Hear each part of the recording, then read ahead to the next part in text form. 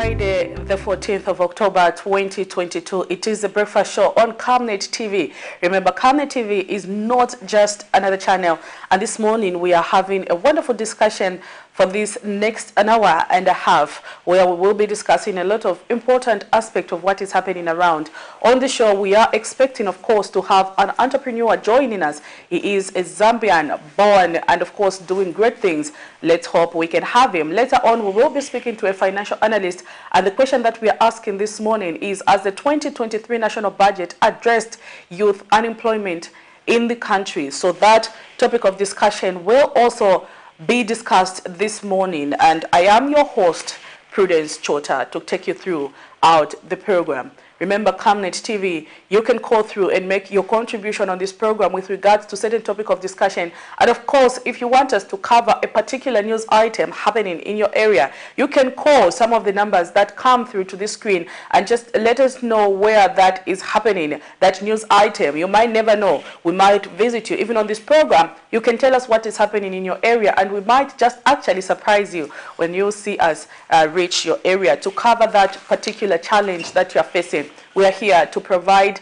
a solution to some of the challenges in community. That's why we are a community TV station, and we are #1 for news and, of course, gospel entertainment. So before I preempt myself and speak too much, even this morning we are going to go to the doctor's corner to see what is it that the doctors have for us, and if there are certain topics that you would like maybe the doctors to speak to that fact. You might never know. Maybe just give us a message and we'll be able to engage some of those doctors to provide you with certain information that you need to know about particular illnesses. So what am I talking about? We are going to go to the doctor's corner and just see what is it that our doctors have for us in store this morning.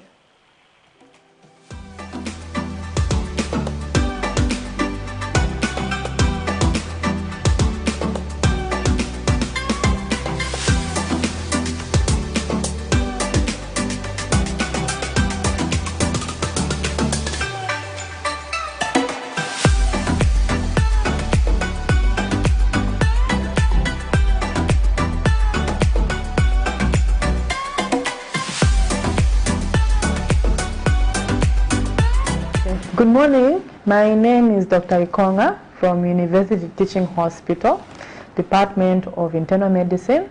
I'm also a member of the Medical Women's Association of Zambia. And so on 10th March 2022, we were celebrating World Kidney Day. So we looked at a number of issues pertaining to kidneys. We have discussed on the various kidney functions, on how they help to eliminate waste products from the blood. We've also looked at how the kidneys help in regulating blood pressure, and how they help in salt and water balance in the body, red blood cell production. And then we also looked at the various substances that can cause harm to the kidneys, over-the-counter medication, eating unprocessed foods regularly, uncontrolled hypertension, uncontrolled diabetes, obesity, and so on and so forth. So today we're going to be discussing on the common kidney diseases. But before I go into that, you may be asking, how does someone know that they have kidney failure? Okay, so when we look at the symptoms and signs of kidney failure, most importantly the symptoms, they're quite vague. We can't really pinpoint to say, oh, I've seen these symptoms, so it's probably because of the kidneys. You know, they're quite vague. Okay, so symptoms include insomnia, you know, failing to sleep. So when someone is failing to sleep, we can't really pinpoint to say, oh, I think it's coming from the kidneys. You know, they're quite vague. The other symptom we get is tiredness, loss of appetite, nausea, vomiting, and so on and so forth. Maybe muscle cramps. So, you know, if you find that you're running around, you're jogging, and then you get muscle cramps, it's normal. But we won't say, oh, that's because of the kidneys. So the symptoms are quite vague, but it could also mean that you're dealing with kidney failure. So the two common causes of the kidney failure is divided into one that has happened just now, which is acute, and one that becomes chronic. Okay. So what I mean by acute is that the problem has happened just now and it can be reversed by different modalities, okay? So amongst the causes of kidney failure, the one which is acute, is infectious causes. For example, malaria. Malaria becomes severe, you know, and it affects so many systems in the body, including the kidneys. So it can cause damage to the kidneys. Apart from that, we mentioned over-the-counter medications. And so usually when we look at acute kidney injury, if you remove that offending agent, then you're able to reverse the process. The kidneys, it's possible for them to fully recover. So you may be asking on, one of the common questions that is asked is on how is it possible, have both kidneys been affected or just one kidney? So for you to have presented to the hospital with tiredness, nausea, vomiting, and if this is coming from the kidney, it means both kidneys have been affected, okay? It means 80 to 90% of the kidney function is lost. Because if it was just one kidney, you would not have presented that way. So if you find yourself, if you are found to have severe malaria, we give medication for that. When the malaria clears from the body, even the kidneys are going to recover. If you are taking too much over-the-counter medications which have ended up causing damage to the kidneys, if we stop taking those over-the-counter medications, you find the process will be reversed, okay? So basically, when we have an acute kidney injury, the main point is that it's reversible for so long as you remove that offending agent. But there are unfortunate times that it spills over, okay? It becomes chronic after a certain amount of time. And this comes with its own issues, okay? So when it becomes chronic, it's now what we call chronic kidney disease, which is abbreviated as CKD. So remember I mentioned on the functions of the kidneys, how they help in red blood cell production, minerals, regulating the blood pressure. And so there are times that when you spill over into chronic kidney disease, the blood pressure becomes uncontrolled, okay? So for so long as you've not sorted out that kidney problem, you find the medication that you're taking, you've tried diet, you've tried exercising, but these blood pressures are not coming down. They can even be as high as 200, you know, very high, because there's something wrong with the kidneys. So usually people with chronic kidney disease, you find their blood pressures are not controlled. The other issue is, remember I mentioned that it helps in red blood cell production, okay? So you find they have anemias, they try this medication, they try blood transfusion, they try being admitted so many times in the hospital because of anemia, not knowing that there's actually a problem with the kidneys because that function is lost, okay? As well as when it comes to salt and water regulation in the body, remember I mentioned that if you're too dehydrated, the kidneys are going to hold on to water so that you end up passing concentrated urine because there's too little water in the body. And so the opposite is true. If you are drinking too much water, instead of passing dilute urine, you find it's being accumulated in the body. It can even find itself in the lungs and you have breathing difficulties. And so these are the common kidney diseases that we face, okay, which we encounter almost on a daily basis. That's one that has happened acutely, acute kidney injury, and one that spills over to become chronic, which is now called chronic kidney disease. So we're going to look, on the days to come, we're going to look at the different modalities on what do we do when we are faced with acute kidney injury, and what do we do when someone presents with chronic kidney injury.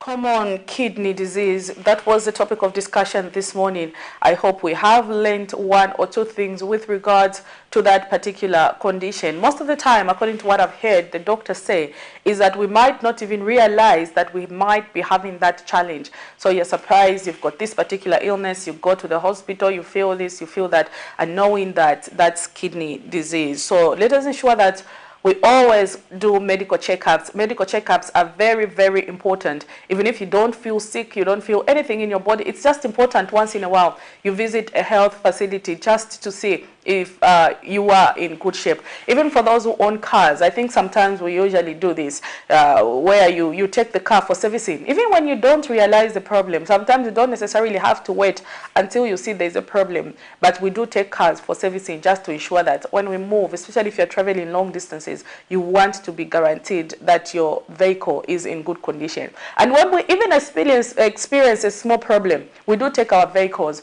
for diagnosis to the mechanic. So why can't we also do that with our own bodies? When we realize we are having a particular problem, we rush to health facilities to ensure that we are checked, even if you don't feel it yet, but it is important to keep healthy. And then another thing that we have to do in order to keep health is exercise. Remember, exercise are very important. If you can't exercise in the morning when you wake up, you can exercise in the evening before going to bed. You do exercise, you go in the bathroom, you freshen up, and I'm sure you have good dreams. That's why sometimes we usually have dreams you are being chased and you can't even run, because we do not exercise. I'm sure one day on particular incidences we've experienced that kind of a thing where you have a dream and you're failing to run in your dream. So let us exercise. You can't exercise in the morning before going for work. You can exercise in the evening, take a bath and sleep, and you are guaranteed of sweet dreams. That's just a tip that I am giving you. But this morning also we are looking at money market. We are going to see how is it that our local currency is performing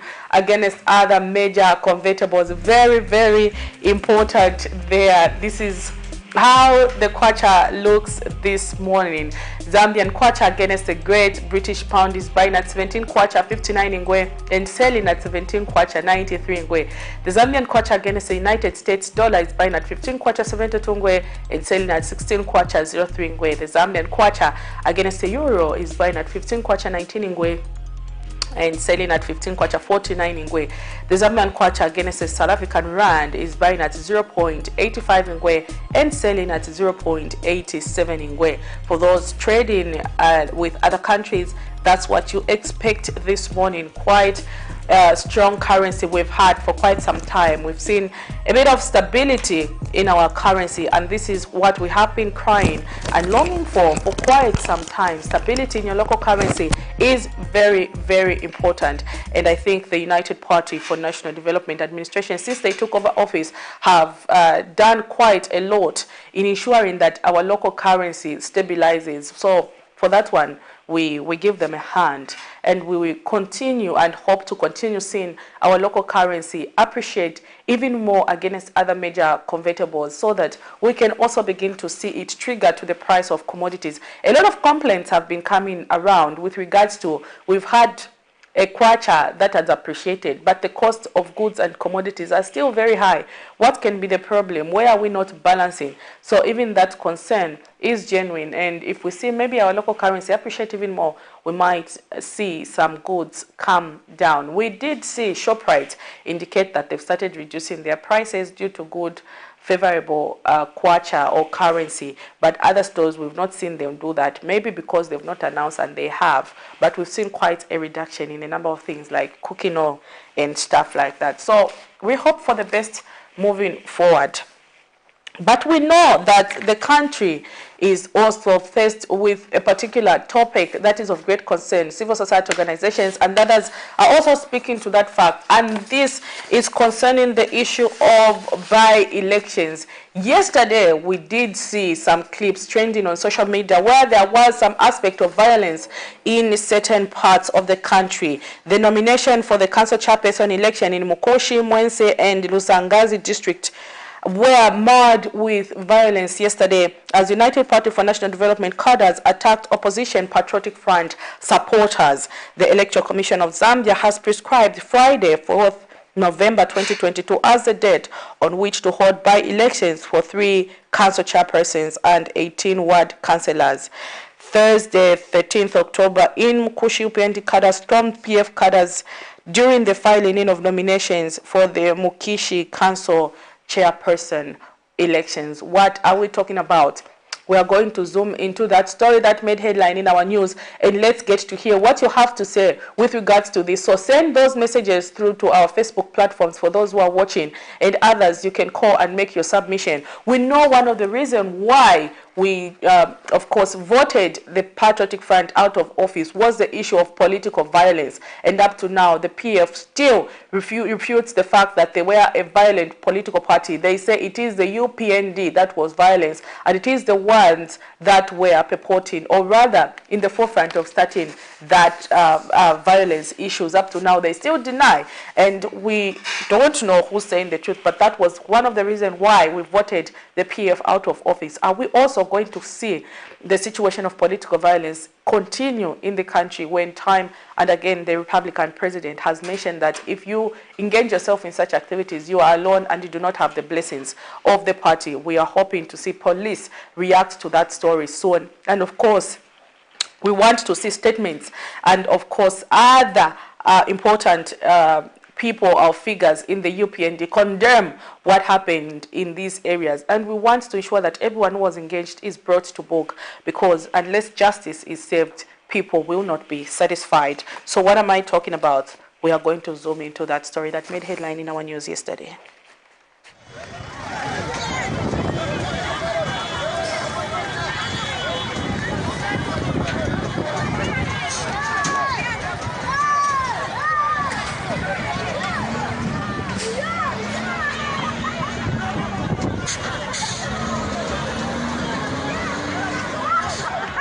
Yes, I wish to state that I successfully filed in nominations, except that there were a bit of pockets of violence. It's a thing that is very, very, very unfortunate, especially in our rural setup. Because when you look at in our rural areas, we are more or less like one family. But unfortunately, our actual member was attacked. The matter was since reported to police. Medical report was actually gotten. So I would like to appeal to our colleagues that we are one family. These positions we are actually fighting for are just there to, we are interested in saving the people. So I would also like to take this opportunity to appeal to the powers that be, the Inspector General of Police, to bring more police officers.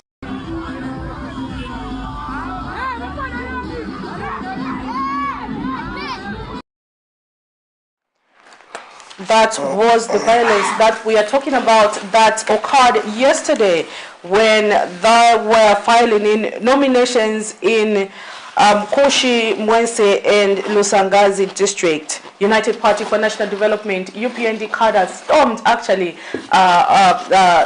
their colleagues from the PF, trying to stop them from filing in their nominations. It was quite sad, because we cannot continue seeing that happening in our country when in fact we have time and again spoken to the fact that Zambia is a Christian nation, and of course we want peace to prevail above everything. Remember, we are each other's keeper, brothers and sisters, and if anything, we have to ensure that we look after our own.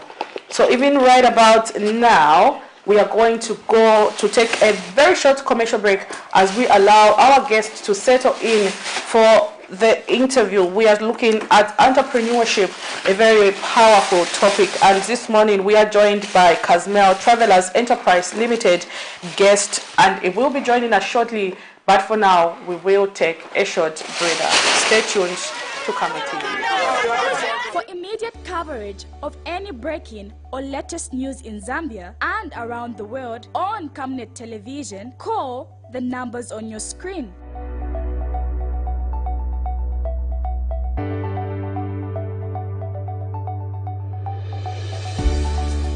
Camnet Television, bringing to your screens fair news, impartial news, credible and reliable news all the time. Get the whole truth on Camnet World News.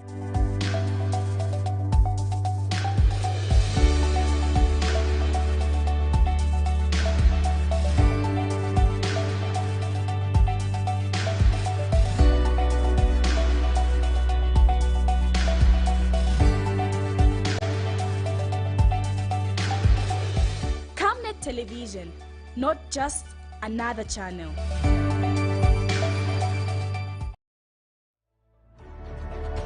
Water is life. Each drop counts and each must be cherished. Our tried and tested product meets all international standards. With our smart drip technology, we aim to deliver precision irrigation designed to reduce blockage and wastage, ensuring a high yield. RenGlow, your smart irrigation partner.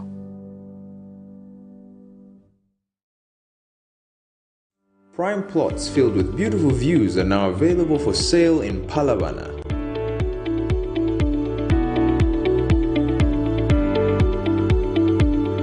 They will have tarred roads, electricity, water, golf course, 24-hour security, and more. They are on title and you can view them. With a standard 20% initial deposit, you will already be on your way to owning land Kumayard. We have 40 by 25 meters going for 240,000 and our 50 by 42 going for 300,000. Both have flexible payment plans. They are located 28 kilometers from Crossroads Mall and 16 kilometers from New Kasama's Boom Gate along Leopards Hill Road. For viewings, purchases and inquiries, call the numbers on the screen. This is The Breakfast Show, a show that comes to your screen every morning on Camnet TV from Monday to Saturday from 07 hours to 09 hours, where we discuss a lot of important things that are happening in our community. If you follow Camnet TV Monday, Tuesday, of course, we look at community aspect of what is happening around. Wednesday, Thursday, policy issues. And today, Friday, we do business for breakfast. And this morning, we are looking at entrepreneurship. Even before we come to the topic of discussion, which is, has the 2023 national budget addressed youth unemployment in the country? We will a little bit talk about entrepreneurship in the next, I think, 15 minutes or so. And we have Camnet Traverse Enterprise Limited Chief Executive Officer, who is also a founder, a vibrant youth in Zambia, who's refused to fold his hand but contribute positively to what is happening in our country. He is, of course, an entrepreneur based right here in Lusaka, and his name is Mr. Kasonde Mwamba. Sir, good morning. Good morning, thank you. And it's good to see that you can make it through to the program. Thank you so much for inviting me to this interview. Okay. It's my pleasure. All right. I know you were one of those who've defied all odds, if for lack of a better word, for lack of a better word to use. I know you've defied all odds to go an extra mile to do things on your own as an entrepreneur. So I'm hopeful this morning, even as we get to discuss, others can learn something with regards to what you do, how you started the business, and how is it that the business environment is in Zambia. So just to start going, Camnet Traverse Enterprise, tell us a little bit about your company. What is it that you do? And of course, let the viewer know out there what you do exactly. Okay. Camnet Traverse Enterprises Limited was founded in July 2019. That's when it was registered duly with PACRA and other statutory bodies in 2019 December. That's when we duly registered the company. Yes. So initially, we are doing shoe manufacturing at a smaller scale. Okay. Where even when I was working for the Rwanda Copper Mine, I was actually selling shoes to my fellow employees. I would come here in Lusaka, make shoes, especially smart shoes. I would take to the mine, give the miners, and then at the end of the month, they pay me, just like that. That's the way I've actually been doing it. So now, when I do registered the company in 2019 December, that's when I commercialized the company, and I ended up now saying, okay, let me even go full time into this shoe business, and so I stopped working for the mine in 2020. Okay. That's when I even shifted to Lusaka officially, and that's when we established ourselves. What was your motivation for starting this business, and where did you learn the skills? Well, if you remember very well, there was Mara Industry. In Ndola, that's where my uncle used to work. Wow. Mr. Chomba is late. He died in 2015. He worked there for a long time, and is the one who inculcated the skills in us. And more importantly, because of my work schedule then, I didn't have much skill as at now. But my cousin Charles Chomba is the one who put more now in me, such that my skill has gotten to a broader stage whereby I can do everything by myself because I'm full-time into it now. Yes, so when Mara Industry was there, people used to learn. There was that, access to learning those things, and that's why when I started learning from my uncle and my cousins, it motivated me because I saw into it to say, look, there is monopoly here in Zambia. This monopoly has to end. There is no way we can be importing shoes from China. There is no way we can only have Zamshu making shoes and Kop shoe. So if I have that skill, why can't I, as Kasonde Mwamba, begin this project and also see how it is going to succeed. So that is when I actually ventured into it full time, and then I looked at the industry. The market is big. Okay. I've at least from 2020 to date, I'm serving more than 35 companies that I'm supplying security boots. Yes, and also safety boots. I'm serving at least about 4 contractors, which includes also a filling station, Rubies for Ibex. Those are my customers. So what motivated me most is the need that is there for shoes.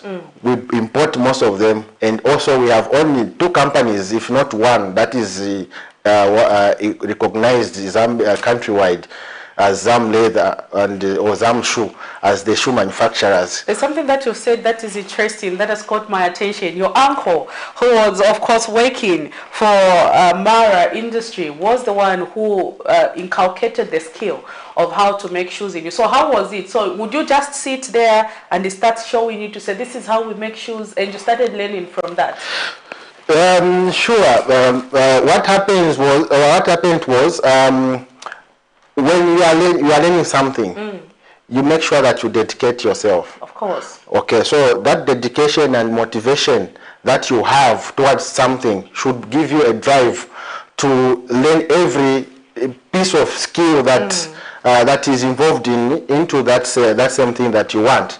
So like the way you used to do it, it would call us all as men, boys then.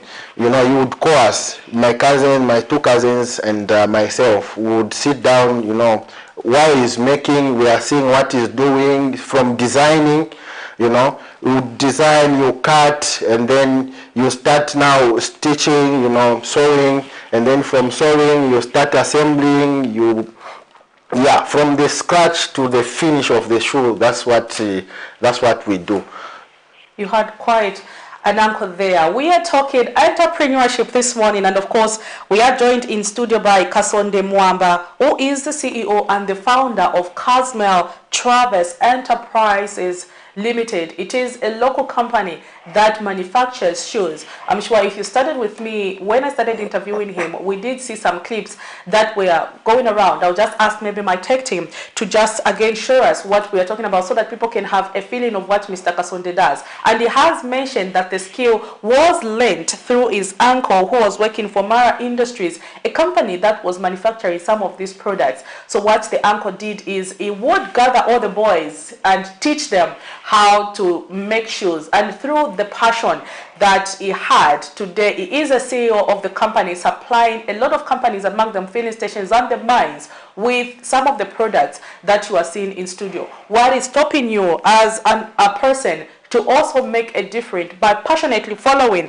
something that you want to do? Mr. Kasonde Mwamba is the one I'm speaking to in studio today, and of course a wonderful discussion that we are having. So maybe just to get back to our questions, Mr. Kasonde, maybe someone is watching today and they're saying probably the fact that you had an uncle who impacted you might have also meant that he impacted you with resources. Let me just try to understand, how did you come up with the resources for starting the business that you do? Well, if you in my preamble, I actually mentioned that I was working for the mine. Yes, so I gathered the little resources that I acquired through salary, and then that's when I started making, some pairs. I would make 2 pairs, 3 pairs. I sell. I come and proud back just like that through that, and it has risen. At least I'm able to make a number of pairs now. People now are able to find boots, security boots especially, and some school shoes in stock. I have pairs already. A customer would call, do you have security boots? I'll tell them, oh, we have 120 pairs. They're able to get 20 pairs and go. Yeah, so through my salary, then I gathered together, and then I started making shoes. And also, apart from shoe manufacturing, I'm also into construction, and I'm also into general supplying. So currently, in fact, we just had a contract through federal engineering, yes, under Lusaka Water and Sewerage, where we are constructing those toilets in Kanyama. Yes, so we constructed a number of them, and also through general supply, we've been supplying, foodstuffs to Zambia Army, which even now they are owing monies, for a year now, they are owing about 600,000 kwacha. So if general supplying had given me that, little resources to gather together, had it been not, Zambia Army owing for a long time, not paying back, this time around, I would have said, okay, this time a customer who comes in my store and is supposed to find about 100 pairs to get at once and go off, So such things as general supply and construction also has actually helped me in acceleration. An important aspect there that you have mentioned. Every business, I'm told, has risks, and sometimes investments are not guaranteed of a return. That's the language that we use in entrepreneurship. You've talked about being owed money for quite some time, and had it been that money was paid on time, you could have maybe increased production in the other business that you're doing. That brings me to this question. As an entrepreneur, how do you handle risks? Okay, so risks are always there, like you mentioned, and it's a matter of knowing how to manage such risks. So when entering into a business, you need to identify risks that are there. Yes, as I mentioned that I'm servicing over 35 clients, especially security companies. Those are my target most. So those people, those clients that I have, they also depend on their clients, to give them money, and then you also get your monies. So at times, it's best you keep a relationship, or a business relationship, I should say, unlike you tarnish the business name. So what do I mean by that? There are some clients in the first quarter that I lost because because of the way we interacted after they owed me, and then they owed me for a long time, and then it's like I was like, wow, why would you owe me for a long time? This money loses value. Yes, money loses value. The money that someone owes me today, and come after 5 months, the value has already, depreciated. So what do I mean? When someone owes the money, at least you need to, when you are deciding to owe, to give on credit, you need to have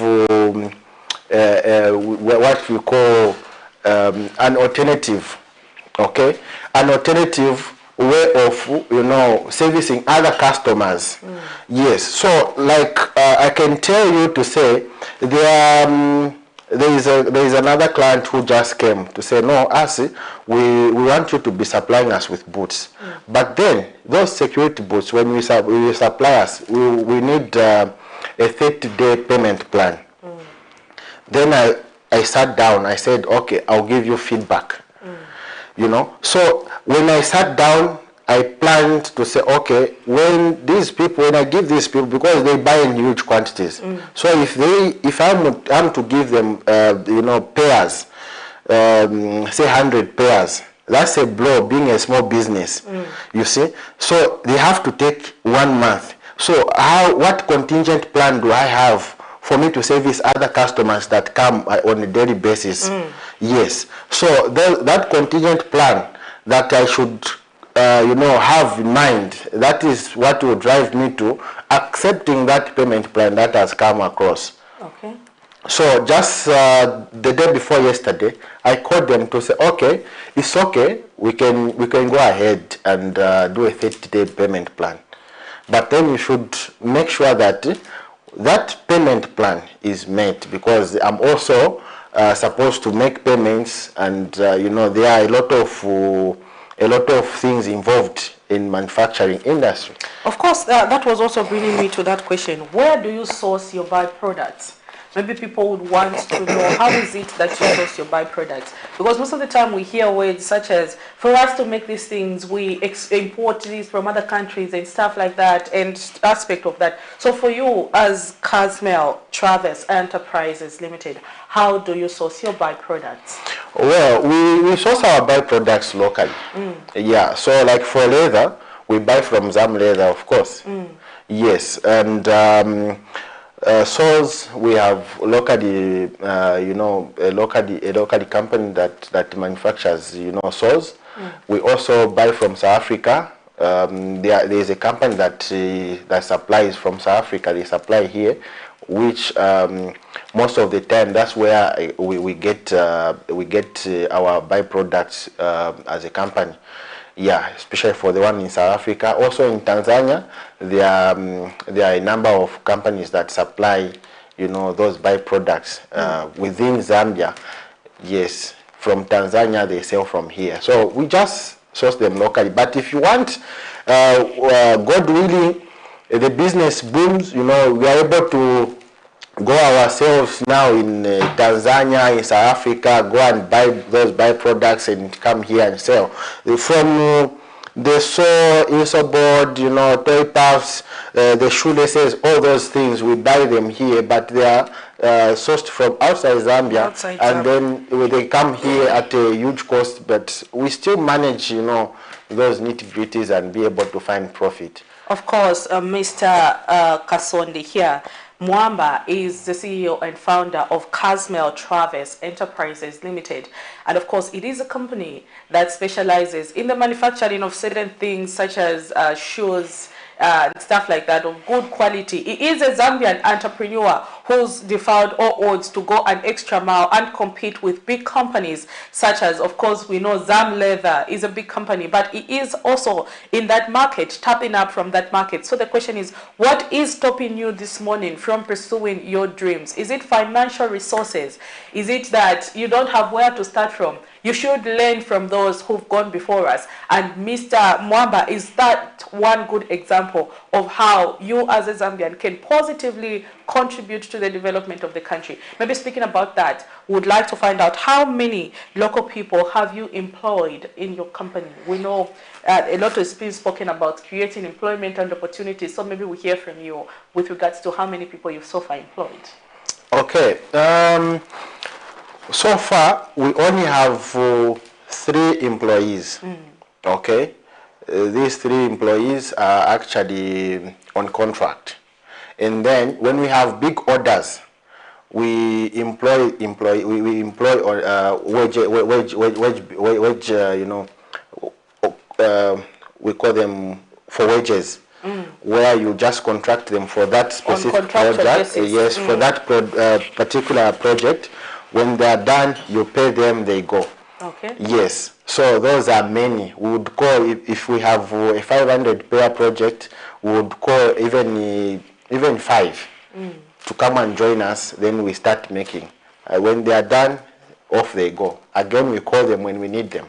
Oh.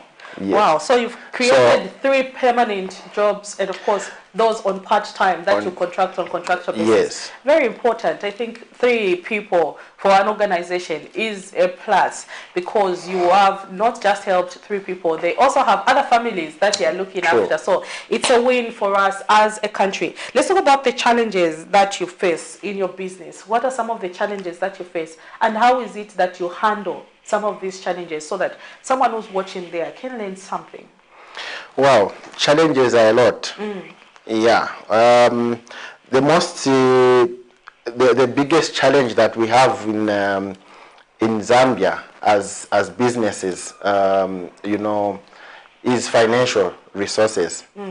You know, especially previously, I should mention that a year ago, when you go to a bank to say, look, I have this order, I need to fulfill it, but I don't have money.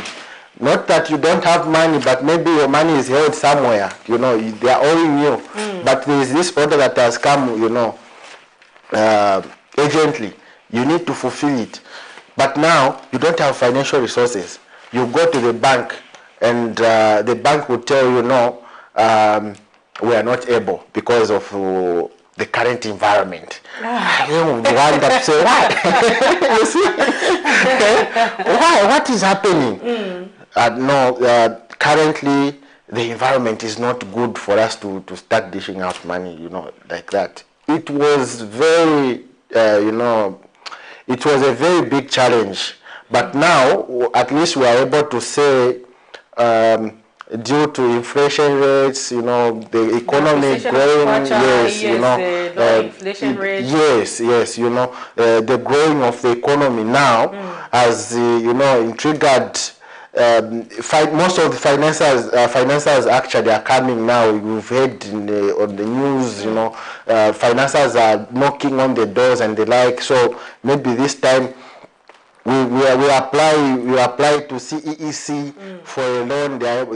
I'm sure they'll be able to start giving, and then I think those challenges will be the thing of the past, especially that the current government's target is targeting the SMEs. SMEs, you know, I should say entrepreneurship drives the economy. Yes, because look, when I employ a number of people, today I have 3 employees. When I have monies and I'm able to employ 50 people in my industry, just in my industry, meaning I'm not going to make those 50 people feed their families, but they also have a number of you know, people that depend on them. Of course. Yes, so that means the economy also will be driven further, you see. And then also the other challenge that we faced, which we are improving slowly, is on the quality of the products. So currently, the quality that we are producing now and then is different. Why? Because we learn every day, especially when you go full time into it, you learn every day where you need to improve. So I could tell you to say, when I first began, okay, the material that I was using and the material that I'm using now, like I mentioned in the first place to say, we now buy from those that come from South Africa, because I know from South Africa, they are good quality than the Chinese ones. Yeah. From Tanzania, you find they are good quality, products. So such things, they come to be challenges when you are learning them. Yes. So now we are trying to mitigate that and trying to improve. So currently, we are looking at when God willing, we find the resources, we will be able to buy equipment that will help us to improve our production, improve the quality, and also improve the delivery period. Yes. So what do I mean? When you look at this shoe, okay? When you look at this shoe and you see it to very good, okay? But me, I know to say, oh, on this shoe, the problem or the mistake that was there when they were making is this and this and that. That's why I do my quality check myself. Okay. I make sure before I deliver, I always tell the customer to say, hold on, I need to check them myself. I go there in the production room, I check myself for quality purposes. I check thoroughly, one by one, and make sure that the quality is good. That is when I recommend, say, okay, we can deliver now. My customers will tell you to say, yes, that is what he says always. Very important aspect in entrepreneurship. Quality surpasses anything that, of course, we want. Or, of course, when you go to buy, we always look for quality out of everything. You look at, okay, if I have one pair of shoe, I have only money to buy one pair of shoe, I would rather reserve it to buy a shoe that will last me for some time before I can buy another one. Quality, very important. Mr. Kasonde Mwamba is the CEO and founder of Casmel Travers Enterprises Limited, based here in Lusaka, an entrepreneur who gave up his job to get full-time into his business, and he manufactures shoes. Very important. Supplying to a lot of companies such as security companies, filling stations. If you see the shoes that these security guards wear, you will know that it's quality, meaning what he produces is quality. And of course, we've had him on the program discussing entrepreneurship and of course motivating someone out there who's not yet defiled odds and followed their dream passionately. Mr. Mwamba is one of those, and a lot of things that can be learned from him. Maybe for those who might be asking, where are you found? Maybe they might want to know, where are your offices, even as we come to the close of this particular session of the program. Well, our office is at plot number 8665, Kamloops. Yes, at Evangelical Fellowship there, behind Yunza. So that is where our office is, and our production is in North Mid. Okay. Yes, probably you can come to the office. Then we do business there. We take you to the production shop. That's they can contact us. We have phone numbers. You can share the phone number. Of course, you will share with us, and we will be able to forward to those who want to know more about Mr. Kasonde. Maybe my last question is, are you thinking of partnerships? Are you looking for people to partner with?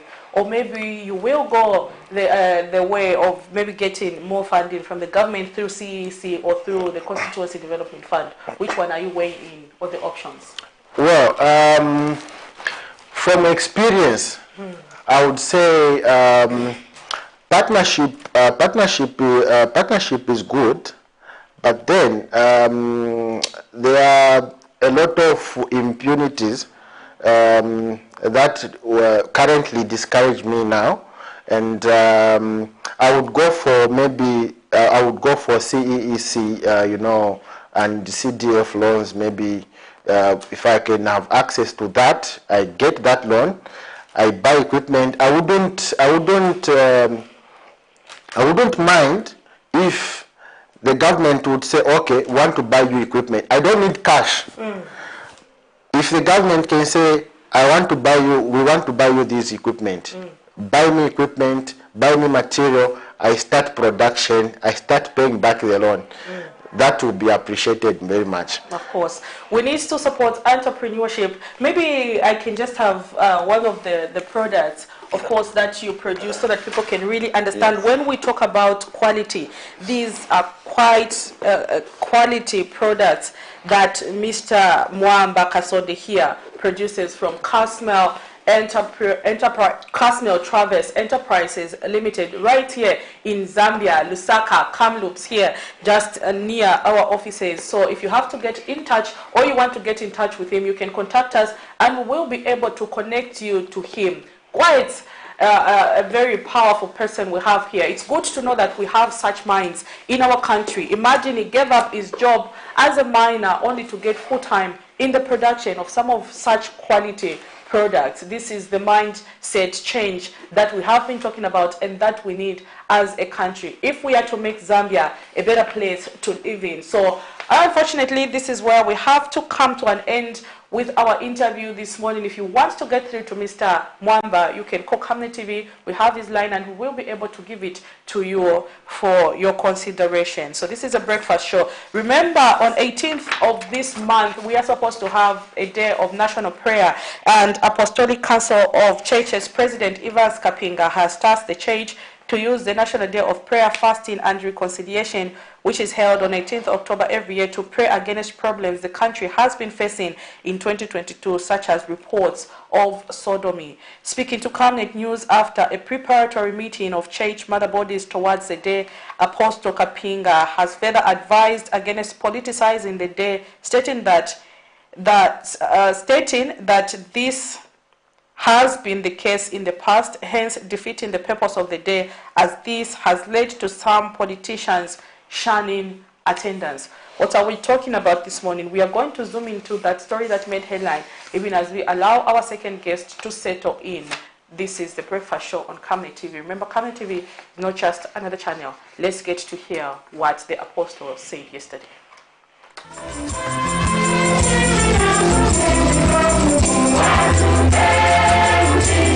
Various churches, politicians, and citizens are eagerly awaiting the commemoration of the National Day of Prayer, Fasting, Repentance, and Reconciliation, which is held on 18th October every year in Zambia, with the 2022 commemoration being only 4 days away. Church mother bodies met Thursday morning to hold a preparatory meeting for the commemoration and have given out a message to the country. Speaking to Camnet News after the meeting, Apostles Council of Churches President Evans Kapinga says this is the chance for Zambia to pray against problems such as reports of sodomy that have been plaguing the country in 2022. The country also had a number of occurrences such as accidents and alleged abduction cases. But what it is, as a church, we are going to stand and pray against such devices, especially we have a most contentious issue in our nation about the homosexual. So that thing, we need to make sure that we pray against that spirit. Last time we attended a meeting at the government house where the vice president, who was by then acting president, declared that this is total war. The homosexuality is total war against the Christianity. So as Christians, we are going to stand and we are definitely going to pray against such devices. Now, if the people who are in authority, they tell us to do something, what do we expect? We need to take it up. So what I'm seeing right now with the current government is embracing the church to do its work, leaving the church to live independent. The apostle asked that past trends where some politicians shunned away from the event on the basis of it being politicized are shameful, stating that this commemoration should make everyone, regardless of political affiliation, feel welcome. So as a church, we don't take up the steps of the politician as they take it to be a political issue. This is not a political issue. According to the scriptures, if you read the scriptures, you find that the Bible says, if my people which are called by my name, Zambia is a Christian nation and we are called by the name of the Lord. So as Christians, we need to take up the law to show it is our duty as Christians even to bring the politician together. And moreover, these politicians, they come from our churches. So our duty is to bring them together. Us as Christians, we totally declare and say Zambia is a Christian nation, and we will continue standing on that principle of a Christian nation. We say we do not start thinking about positions or denomination. We just say we are a kingdom of God. We are a body of Christ. Then we are going to overcome whatever that comes in the future. In comparison to previous years, the 2021 commemoration was poorly attended, an incident that many attributed to the scrapping off of the Ministry of National Guidance and Religious Affairs as an independent ministry. Concerned stakeholders have expressed optimism that the 2022 commemoration will be well attended to include citizens from diverse sectors. Zipporah Mshala, Camnet News, Lusaka.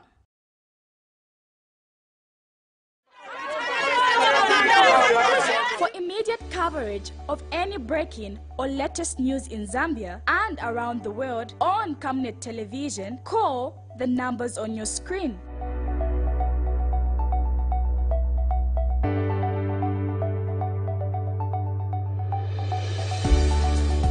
Camnet Television, bringing to your screens fair news, impartial news, credible and reliable news all the time. Get the whole truth on Camnet World News.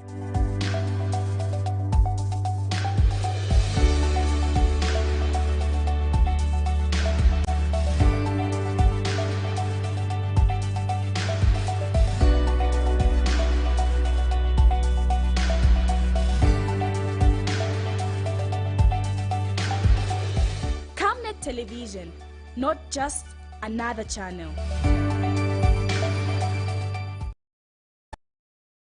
Prime plots filled with beautiful views are now available for sale in Palavana.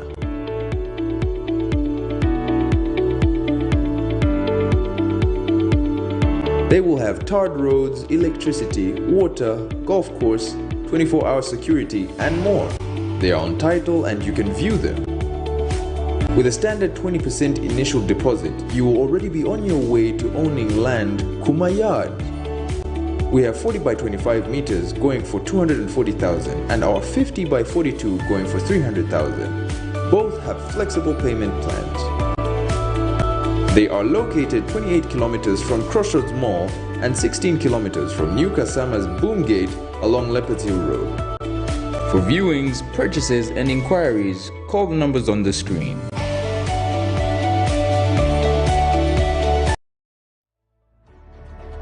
Water is life.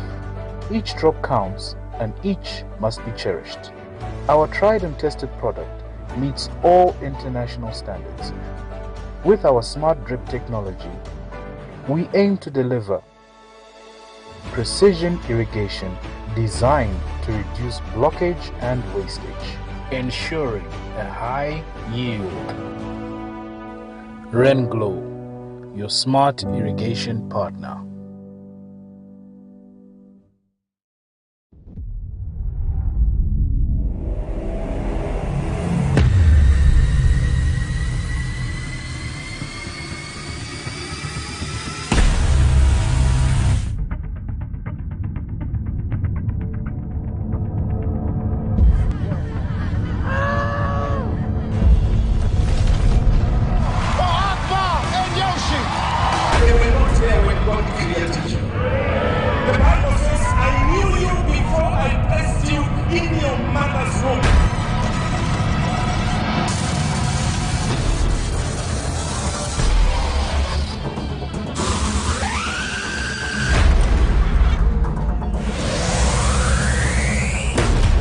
And bananas. Working, waiting, this what you've been praying for.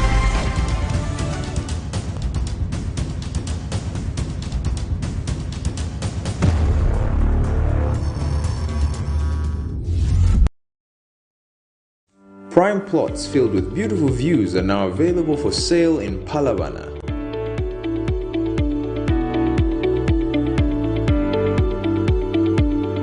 They will have tarred roads, electricity, water, golf course, 24-hour security, and more. They are on title and you can view them. With a standard 20% initial deposit, you will already be on your way to owning land Kumayard. We have 40 by 25 meters going for 240,000 and our 50 by 42 going for 300,000. Both have flexible payment plans.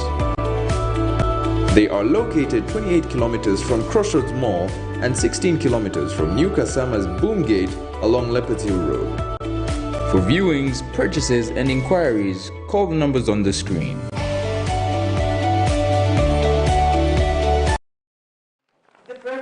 A show that comes to your screen every morning from 07 hours to 09 hours, where we discuss a lot of important things happening in our country. We had an entrepreneur who we're speaking to earlier who's doing his own shoe business. Of course, he had to stop his job, quit his job to get full-time in his business, and is doing quite well. This is a kind of mentality that we need to have if we had to make Zambia a better place to live in. I am so excited this morning, of course, that we can actually learn from someone like him. So if you're just joining us on the program and you were unable to understand what I am talking about, you can maybe just go through our Facebook page, because this program is being streamed live, and see what you can get from the interview that we just had. The other topic of discussion this morning is, has the 2023 national budget addressed youth unemployment issues? This is a very important topic of discussion because youth unemployment has remained a challenge for quite some time. We know that despite the government last year employing 30,000 plus teachers and 11,000 plus health workers, the youth unemployment level still remains high and needs to be addressed. But the question is, has the 2023 national budget addressed youth unemployment challenges? I am joined by Mwape Msonda, who is a financial analyst, and of course he will be helping us understand this topic a little bit in detail. So Mr. Msonda, good morning. Good morning, Prudence, and good morning to all the listeners. It's good to know that you can make it on the program this morning. I'm grateful for the invitation. Camnet is my home. Yeah, of course, and we are also happy that anytime we call on you, you are able to make it on the program. I maybe just want to, as we get to discuss, just hear from you with regards to your take on the 2023 national budget. In a nutshell, the 2023 national budget, I would say it's an exciting budget. Okay. It's an exciting budget because there are a lot of highlights that were pronounced by the minister, which bring hope that we are going to have a lot of money in the economy as compared to what we've had in 2022. It is our hope that the government will spend more in terms of domestic spending, like the figures that they have put up in the budget. When we go in details and start discussing it, we will see that we are hoping that what they have put up, they've put about 30 million, about 39 million, is it, in terms of domestic, something. Yes, I think I remember. Yeah. So our hope is that that will come to fruition, because really what has transpired in this year is that most local suppliers have not been able to access the repayment from government, and that has affected the cash flow in the economy. And you see that most people have been complaining that there is no money in the economy. So it's our hope that in 2023, government will spend more money in terms of clearing the areas for domestic debt, so that we can have money in the economy. If there is no money in the economy, it affects everyone. It becomes a challenge. Even the guest that I just had before you is one of those who supplied some things from the Zambia army, and he said for almost a year his balance was not actually paid, which affected his flow of business. So I'm sure if government gets to pay our local suppliers, we are going to see money in the economy and things to move smoothly. But this morning we are discussing, of course, youth unemployment challenges and the 2023 national budget. I know you've said it is an exciting one, and of course we know that youth is a very important person in the country, and when the youths who turned out in numbers to vote cried and said we've not been employed and stuff like that, we know for a fact that the government of the United Party for National Development is keen to ensuring that, of course, this issue is stable. But according to what you've seen, do you think the 2023 national budget is addressing the aspect of youth unemployment in the country? Okay. Of course, we saw that there's the minister pronounced that there will be more recruitment of teachers, health workers. I think about, is it 4,500 teachers? Of course, teachers. Yeah, and then 3,000 health workers. And we also know that there are other government institutions such as Zambia Army, Zambia Police, ZNS. They will also be recruiting, and this recruitment, mainly the people that get employed are the youths. Yeah, and we also know that the youths, the young people, are the engine of any country's economy. You check the majority workers in our country, you find that majority in the age between maybe say 30 to about 50, somewhere there. That's where the majority is, but you find that mostly the young people will take up the larger chunk of the workforce in the country.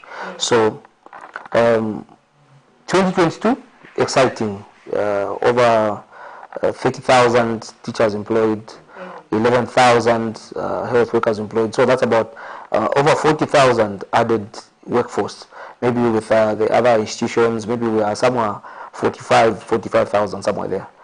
That 2022 has been a good year in terms of the workforce in this country, because there's been a lot of opportunities, and it has never happened. It's the first time it happened that government recruited about over 45,000 employees, which was exciting, and it must be, kudos must be given to the UPND administration. Okay, we appreciate the fact that that happened in 2022, but despite that backlog, 2023 also has its own aspect. We've seen a lot of people are still graduating, and government this year only says they will employ 4,500 teachers and about 3,500 health personnel.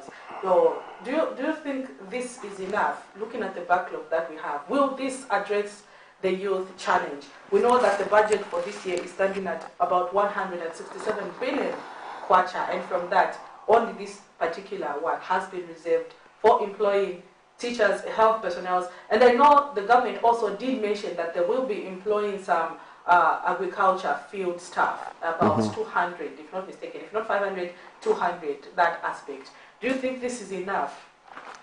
Of course it's not, it can never be enough. There are a lot of unemployed young people in this country. Roughly, this country graduates about maybe about even 30,000, 40,000. They are offloaded each year. More than 30,000 are offloaded. Because if you look at the universities, you go to UNZA itself, you find that UNZA maybe each year it churns out about maybe 7,000, 8,000 graduates. Colorado University also churns out that much, maybe 5,000 somewhere there. You look at the colleges, you will find that each year we are graduating over maybe 50,000 plus students or qualified people. So when you look at the unemployment, the employment of even for this year of about 40,000, it's just maybe it's significant. But for the employment of next year, which will stand about 7,000, that's just maybe say students who are coming from, graduates who are coming from one school, which is maybe say UNZA. So which means that the rest of the graduates are not going to have employment. Yeah, but we also look at the size of our economy. Our economy, of course, even with the employment of 40,000 plus, government now is when you are employing, you have to also have you have to pay these people. You have to pay these people, so you can't just employ. When you are even here where you are, of course, if you ask the management here, they tell you that maybe the establishment should have about maybe a number of people, but they haven't filled in some places. That's because of the capacity. So it's the same with government. Government wants to employ everyone, but it's not feasible that you employ everyone. Yeah. So it's the capacity to pay. Because if they employ you and then it's an obligation, they have to pay you, they have to do all sorts of things. There are all sorts of benefits that you have to get. And if you can't get those, now you go to court and there will be all these labor matters and the issues. So it's a capacity to pay. And that's why for us, we say that what is important for government to do in this country is to promote a lot of entrepreneurs, because majority of the workforce in this country is not in formal employment. Okay. The majority of the workforce in this country is actually in the informal sector. So when you, as president, you have a small business you are running, you are here, your business is running somewhere, you have employed someone to be there. So if an environment is created where you are able to do your own private business and whatnot, then you are able to create a lot of employment in this country. Of course, government can do its part, but the majority of the workforce, it's in the informal sector. You've mentioned the fact that the majority of the workforce is in the informal sector.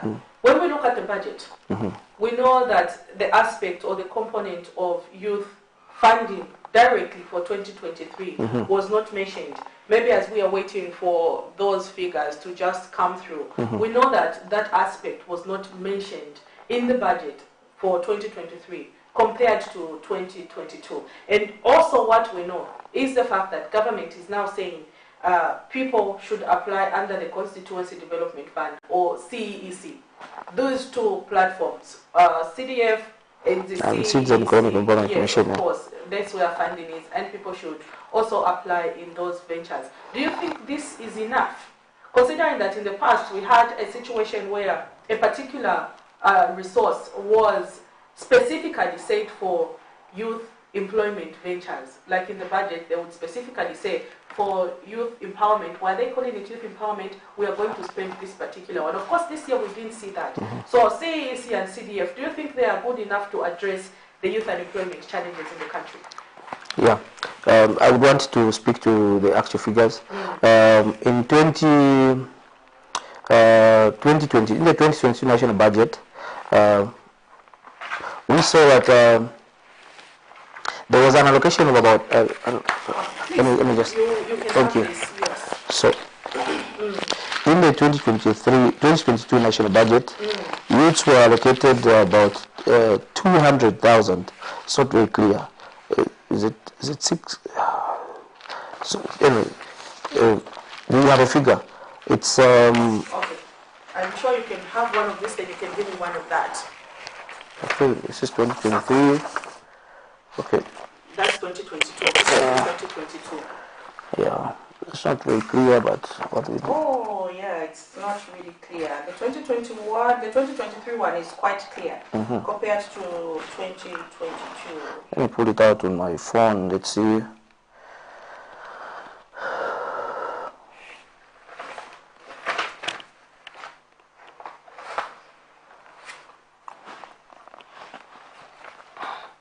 Okay, let me just put it out to my phone so that we speak to the actuals. To the actual figures. Yeah.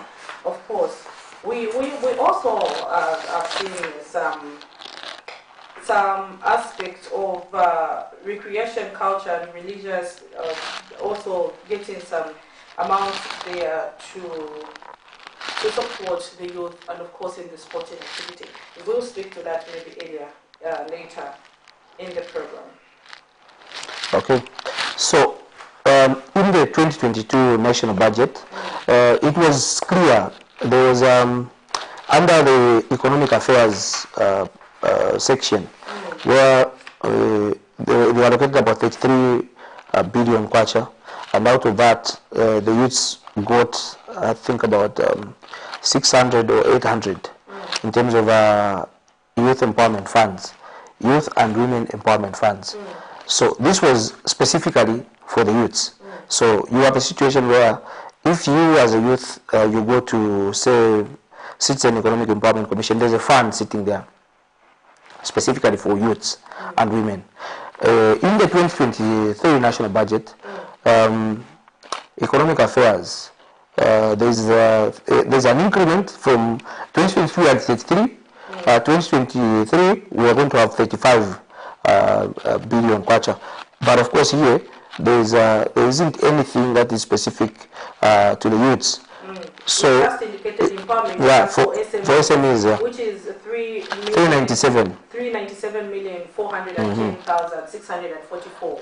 So this means that the youths this time around will have to compete with everyone else. There is no fund that is specifically given to the youths that okay, this is your money and you are going to have it, which is somehow it's advantage to the young people, because even in the 2021 national budget, youths were allocated an amount which was specific to the youths, and this came as a result of young people complaining that there isn't much in this economy where they are given space. So that's why 2021, 2022, there were specific amounts that were allocated for the young people. But this time around, in the 2023 national budget, young people would have to compete with everyone else. So, which I would say it's a disadvantage to the young people, because we are in the majority of the people that don't have access to capital, and we don't have the jobs. So it's a advantage, but we have to also know that with the increment of we saw that CDF has been increased from to 25 to 28. Yeah, so we know that this money, of course, for the 2022 national budget, it hasn't been spent. Majority of the money hasn't been spent, and that's why we saw the minister indicating that the money is not going to be at the closure of this year, end of the financial year, December 2022. The money won't go back to the treasury. It will still remain in the accounts of the constituency office. So, which means that the money can still be spent next year. It is our hope, and like government has been indicating, is that these teething problems that are there in terms of the disbursement of the CDF can be resolved quickly, so that the money now can start being accessed, because it's a big promise that money is there, but unfortunately on the ground a lot of people are not accessing this money. It's a different scenario under CDF. Yeah, of course, where we are being told money has been dispersed, money is there, but people are not able to access these resources. So this is now which brings us to what we are discussing. 2022 specifically, government did state youth empowerment fund and stuff like that. They allocated about, was it 6 million, as you said? I think it's about 297. It's not very clear here. Yes, in 2021, they allocated about 285,000, 212 kwacha. That was for 2021. Yes. 2022. 2022, there was a slight increase from that.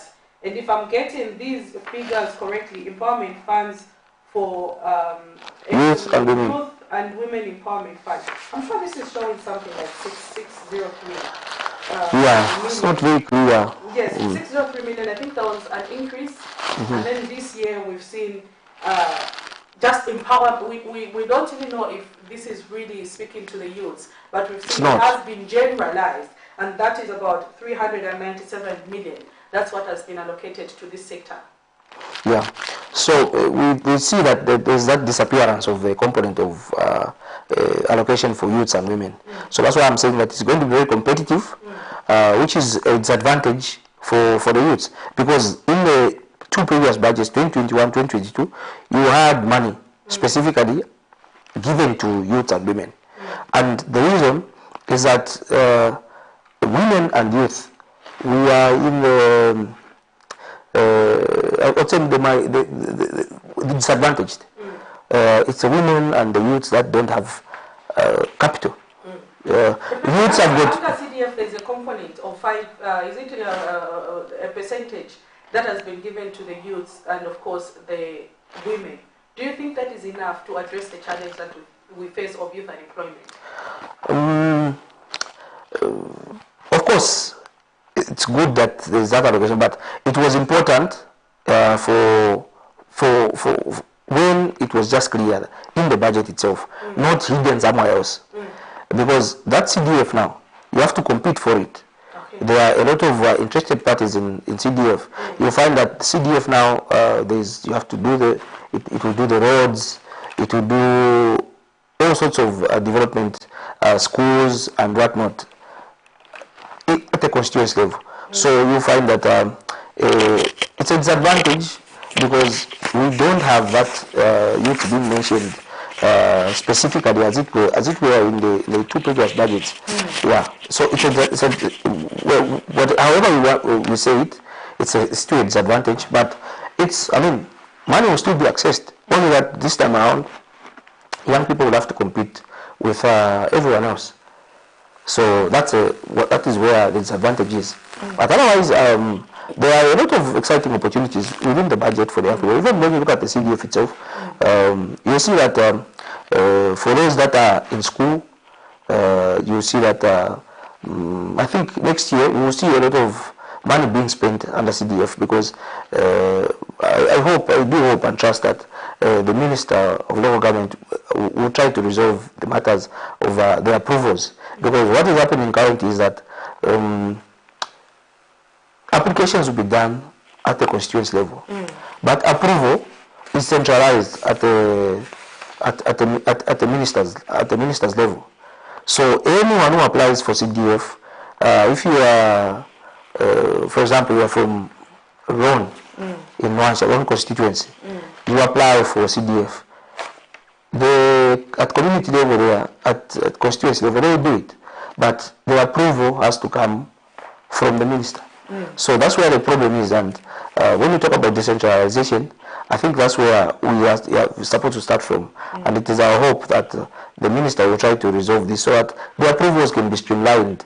Maybe we say, okay, this threshold, the money will be approved at the constituency level. At this threshold, the money will be approved at this level and whatnot, because people would have applied, but they are still waiting for the minister's approval, and the minister is busy. The minister today is there, the minister is there, the minister is out of the country.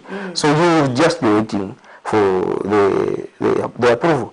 So we are hoping that those bottlenecks can be dealt away with so that this money can be disbursed at a lower level and people can begin to access it. Because yes, it's been increased, but what is the use of the increment if you can't access it? They tell you have this money, I'm going to give you this money, but you are just promised that I'll give you, but you don't access it. There's also an important aspect in the budget. Of course, we did hear the Minister of Finance speak, not just this year, but last year, but even in the budget this year, it was included, where he mentioned that they want to improve, improve the skills development centers. We know that 3 skills development centers will this year be commissioned, and government has put up a perspective where those who are graduating from these institutions should instantly be given projects under the constituency development funds. This is what has been budgeted, and of course it was mentioned even in the 2023 budget. Also, Minister of Finance made an appeal to the district administrative offices to ensure they implement this, where their skills are impacted and immediately those guys are done, they are given projects to start undertaking instantly. Do you think this is workable or sustainable? Also considering the fact that under CDF, government is saying they'll be allowing the locals to do the work. for themselves. So now these youths who are just graduating equally have to start competing with the locals who are also doing the same kind of business.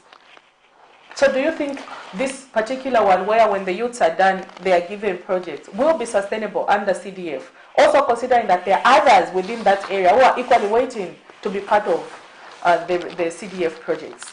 Okay, so it is important to note that under the 2023 budget, the allocation for education, where there is the skill development force, has increased. In 2022, the budget was 10.4%. The education took about 10.4% of the total budget, which was about 18 billion kwacha. In the 2023 budget, education is taking about 23. Total is about 23 billion, which is 13.9%, which is almost 14%. So there is an increment from 10% to 14% in the 2023 budget, which is quite good. Of course, it falls below the international standard of 20%. That's what is recommended in terms of education. But it's still a plus, we'll say, because it's an increment. Even though we are still below by 6%, it's still a plus. So when we specifically want to talk about the Skills Development Fund, which is 220 million kwacha, 220 million, where now people who are graduating with these skills will be given access so that they can start their own business ventures. It's a very welcome move. Is it sustainable? That's the question. Considering that they'll be competing for the same jobs with those who are already in the industry. Yeah, so sustainability, it is sustainable because it's in the budget, so meaning there's money for that activity. So it's sustainable. The question is how well are these new graduates going to cope with the already existing competition? There are people that are already there. So you have to find your way in an industry where you are just born today, and then you have somebody who is already maybe 16 years old, and you have to compete. That said, these new graduates, they won't be. They'll be competing with fellow Zambians. So you have to find your way. You have to find your way. I mean, if you get lucky and you are even given an opportunity, they give you the funds. God forbid you squander those funds. No. But if you do a good job, you know, the issue of skills. These are graduates. These are not theoretical graduates. These are people that are graduating. Maybe people who do metal fabrication. Practical graduates. Yeah. So even when you are at school, you don't spend so much time in class. You spend so much time doing what you actually have to do. If you are doing carpentry, you will be doing the carpentry. You have to know how to make a desk. You have to know how to make a chair. You have to know how to make a table. So when you have graduated, it means that you can already make those things. So what you need now is the money to start up your venture. Is the capital to start up a venture. So if you already know how to make a table, if you already know how to make a chair, and somebody comes to you and gives you 50,000 kwacha as your capital, you should be able to survive within the industry. If you go to an academic market in Kitwe and you find there are people that are making chairs, of course, you won't be up to that level, the top notch, because experience also is a very good teacher. So those who are already in the game and they're already doing it, they will obviously do better than you. But what is important is you are being helped to start up, to do something. And of course, it's not going to be easy. There is a lot of competition. But if you are willing to make it, you will find a way of making it within the industry. So, but don't you think the pronouncements by government for saying those who are graduating in these skill centers should be considered on CDF, like instantly considered on CDF projects? That's what the government said when they presented the budget. Don't you think that somehow is going to disadvantage others who are also waiting to be part or rather take part in these resources? Like I'm already waiting here, and I'm hopeful that Kajaka project Pajapa School Bazani Pasa, but people who just graduated, because they'll be put in groups and then they'll be given projects. So don't you think it's going to be a disadvantage in others where the graduates are considered first for projects before even others who are also eyeing for the same cake? Yeah, of course it will definitely disadvantage some players who are already in the industry. But also, what is there is that when these tender processes are floated and whatnot, there are parameters that are there. Okay. You are given, you have to provide, maybe say you give, you have to, but there are parameters that are there, and maybe because of the experience of the players that are already in the industry, still there will be a way in which the people that are selecting will try to balance up, because they're also looking at, if they give you straight, you're a graduate and you fail to make it, you fail to deliver according to what they want, then that's a disadvantage. So I'm sure there should be a way in which they balance up those that are already in the industry and those that are just new graduates. And it is my hope, it is our hope that these opportunities, they are not opened up to foreign competition. Let's keep these opportunities to Zambians. Because if we keep it to Zambia, like the president has indicated about desks and whatnot, where when he says specifically to Zambians, let the Zambians do the job. Let the Zambians be able to do it. If we are going to make desks that are not good enough for us to sit, they are desks. Let's continue to make them until we get to a point where we can become better. Perfection. Yes, because if you want to open up an industry to foreign competition, there are already big players there who are doing so well, and you have a company that is just starting up. It can't compete with them. Mwalimu Julius Derere, at one point in the many speeches that he gave,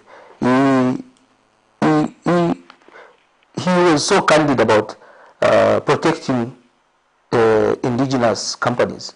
Tanzania up to now, the biggest banks are Tanzanian. They are local banks, because Mwalimu protected the Tanzanian banking industry from foreign competition. He said, you cannot allow a big bank to come and compete with a local bank here. If you allow a big foreign bank to come and compete with a local bank here, it means that they'll provide services that are going to be more than what the local bank is going to provide. And he said you have to protect that small company, protect the small industry until it grows enough to be able to compete. So it's the same with what the situation we have. Let's protect these industries, the skills industry, where you have all these people that are craft people. Let them perfect the art before we can open up the competition. Maybe as we come to the dying end of the program, what recommendations would you make to the government with regards to youth, creating employment for the youths? What do you think government, what other sectors do you think the government should look to in order to create employment for our local youths?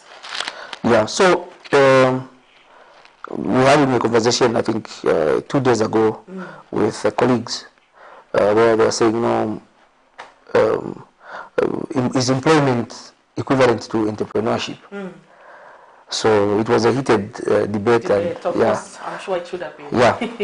So this country needs more entrepreneurs than employees. Okay. We are at a point where we have a lot of people that are graduating, and all we are looking for is employment. We need to move from being employees to being entrepreneurs. We need a lot of people to be entrepreneurs. And this budget has tried to, there are a lot of empowerment areas where entrepreneurs can access funds to further their business ventures. Our plea to the government is that they actualize the payment. We've seen from the budget here, there's an, compared to the 2022 national budget, they have increased in terms of domestic expenditure. From in 2022 there was 27 billion, in 2023 there's about 30 billion. Let the government actualize these payments to pay the entrepreneurs in this country. The entrepreneurs in this country are the ones who drive the economy. If they are paid, they are going to create more employment opportunities. If you don't pay a local entrepreneur, it means that you are starving the economy. The economy is not going to be moving. So our plea is that government can be able to actualize and pay off the local entrepreneurs especially, so that they can, these entrepreneurs can create more opportunities for more employment opportunities for the Zambian youths. And also let all these areas where there are empowerment funds, let the startup entrepreneurs be given funds. Like I said, this country needs more entrepreneurs than employees, because employees, the opportunities are few. We have a lot of people who are graduating. Let them be given empowerment so that they can start up their own ventures. That's the only way we are going to drive this economy, record real economic growth. Real economic growth can only be driven by local people.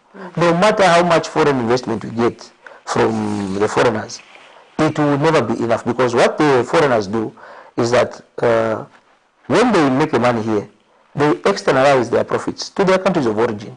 But when me, a local entrepreneur, I make the profit, what I do is that I reinvest in my business. If I'm going to say I get the profit, I don't want to invest in my business, I will maybe say I want to build a house, I want to, all that is bringing about economic development in this country. So the most important player in the economy is the local indigenous entrepreneur. Somebody who has no other home where you can externalize your money. Externalize the resources. Yes, because if I don't do that, I will share the money. I will send part of the money to my grandma in Zambia. I will give it to my relatives all over the country, and that way I will bring about economic impact, positive economic impact. Of course. So that's the message there. So, you know, the country needs more entrepreneurs than employees. Yeah. Of course, that is a powerful takeaway from today's conversation. We need more entrepreneurs and not employees, because most foreign investors do not bank their profit in our countries, but externalize it in their country of origin. And of course, we were discussing youth unemployment in the country. Has the 2023 national budget addressed the youth unemployment in the country? Mr. Mwapi here argues a little bit to say in the previous budgets we used to see a specific component allocated to youth employment and women, but in the 2023 budget there was no mention apart from the name empowerment funds for SMEs, meaning youths will now have to compete within themselves and of course with others who are already in the business, because these are resources that have been set for this year. Hopefully that the Constituency Development Fund disbursement will actually be actualized this year, unlike in the previous year where mostly it was just on paper and in bank accounts and not hitting the ground running. So this was been the discussion this morning. In case you're just tuning in, we've come to the end of the program. This is where we have to leave for today. And of course, keep watching Camnet TV. Tomorrow, another exciting episode of The Breakfast Show will be aired, where you can make those submissions and contributions. For everyone who's been following us on our different platforms on Facebook, thank you so much for keeping us company there. Maybe Monday, thank you so much for staying tuned to Camnet TV and following the conversation. From me, Prudence Tota, the entire Camnet TV production team, it is bye for now, and God bless you. See you on the other side.